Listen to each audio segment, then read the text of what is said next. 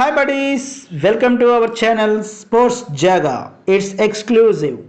వరుస విజయాలతో దూసుకుపోతున్న Chennai super Kings కి వరుస పరాజయాలతో కొనసాగుతున్న ఢిల్లీ క్యాపిటల్స్ చెక్ పెట్టి ఈ సీజన్లో మొదటి విజయాన్ని నమోదు చేసుకుంది. ఈ మ్యాచ్లో చాలా ఇంట్రెస్టింగ్ విషయాలు చోటు చేసుకున్నాయి. అవేంటో ఇప్పుడు చూద్దాం. టాస్ గెలిచి బ్యాటింగ్ ఎంచుకున్న ఢిల్లీకి ఓపెనర్లు పృథ్వీ షా, వార్నర్, శుభార్మాన్ని అందించారు. అద్భుతంగా సాగుతున్న వీరి జోరుకి 93 పరుగుల వద్ద కళ్ళు చెదిరే క్యాచ్తో పతిరాణా బ్రేక్ వేశాడు.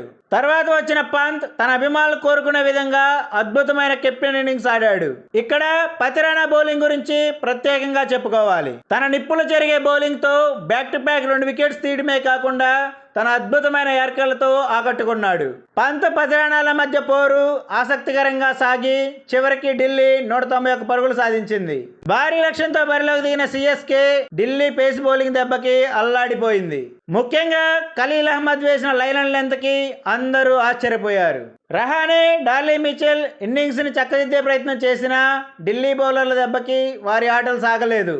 కానీ ఒక ప్రత్యేకమైన ఇన్నింగ్స్ చోటు చేసుకుంది సిఎస్కేలో. అభిమానులు ఎప్పుడెప్పుడా అని ఎదురు చూసిన ధోని బ్యాటింగ్ రానే వచ్చింది. అభిమానుల ఆశలను ఏమాత్రం నిరాశపరచకుండా ధోని భారీ షాట్లు ఆడాడు.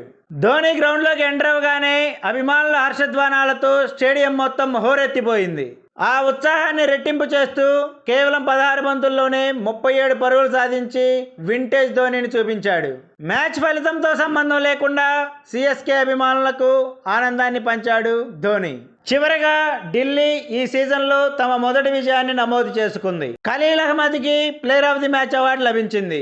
ఈ వీడియో మీకు నచ్చినట్లయితే లైక్ చేయండి, షేర్ చేయండి. ఇలాంటి మరిన్ని అప్డేట్స్ కోసం please subscribe our channel. Bell icon click చేయడం మర్చిపోకండి. Thank you buddies.